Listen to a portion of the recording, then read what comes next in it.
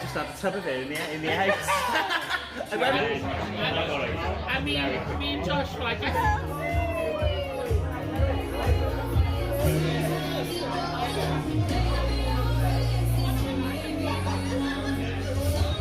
Hello everyone.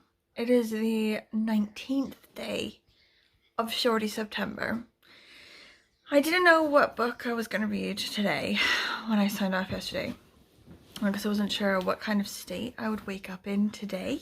But I think I'm doing okay. You know, like I'm not in that train wreck place that needs to have an audiobook for today. So I'll read a book.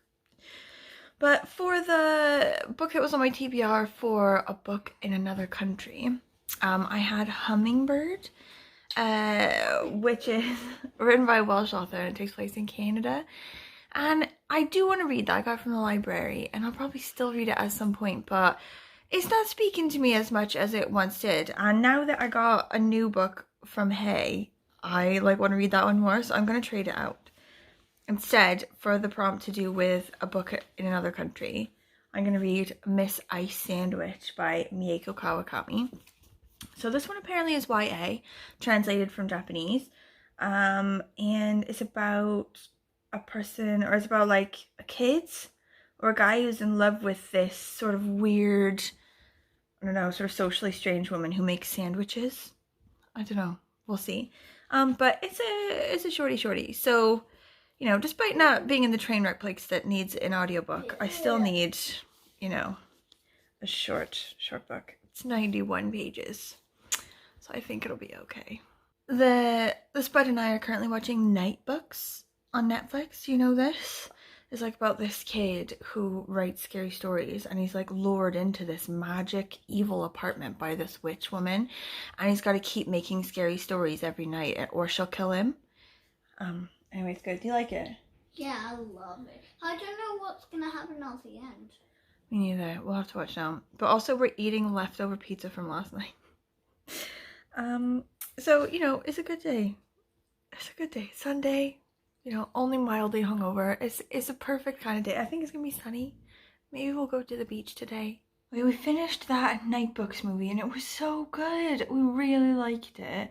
But then at the very end, it was like based on the book by J.A. White. I was like, oh shit, that's amazing. Gotta get that book.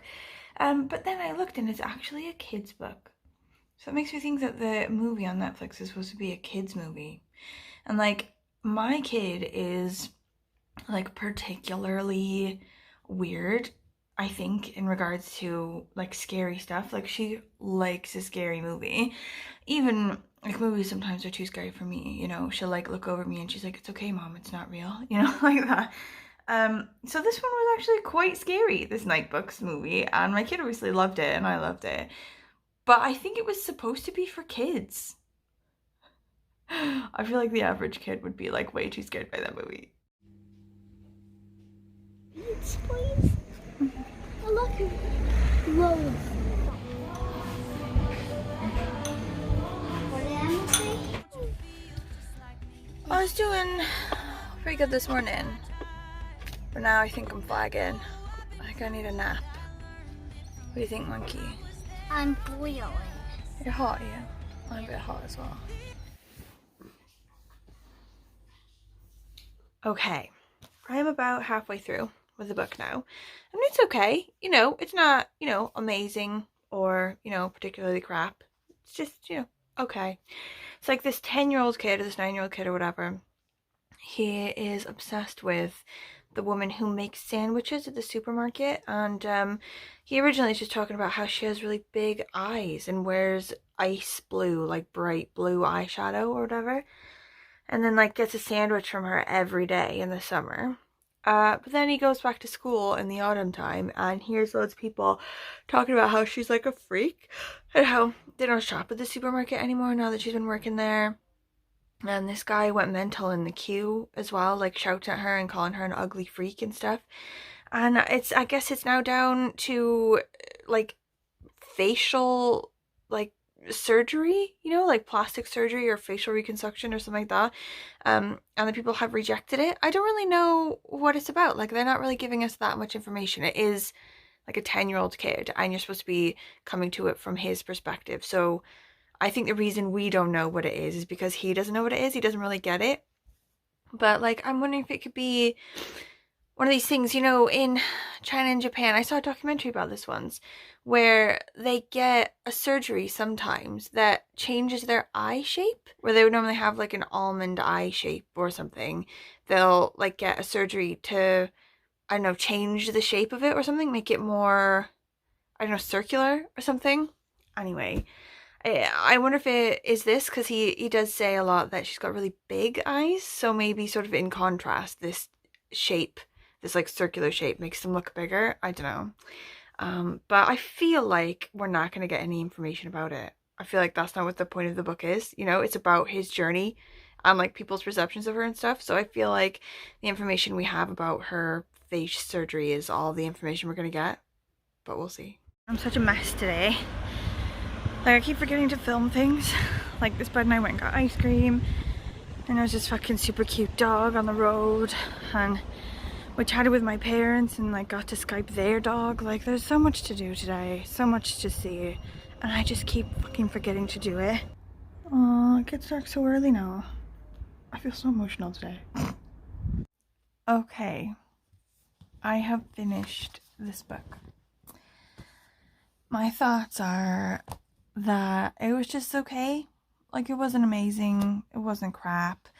Like, we didn't find out anything more about the ice lady's face. Like, I think roughly the book was supposed to be about, I don't know, like growing up and like relationships, you know, and love, and like, you know, making sure like anyone could leave or die at any time, you know, like you've gotta embrace the now and, you know, tell people you love them. I don't know. Like, I don't think it was very clear. I looked online a bit, tried to sort of see what other people's thoughts were about it, and it seems to be very vague.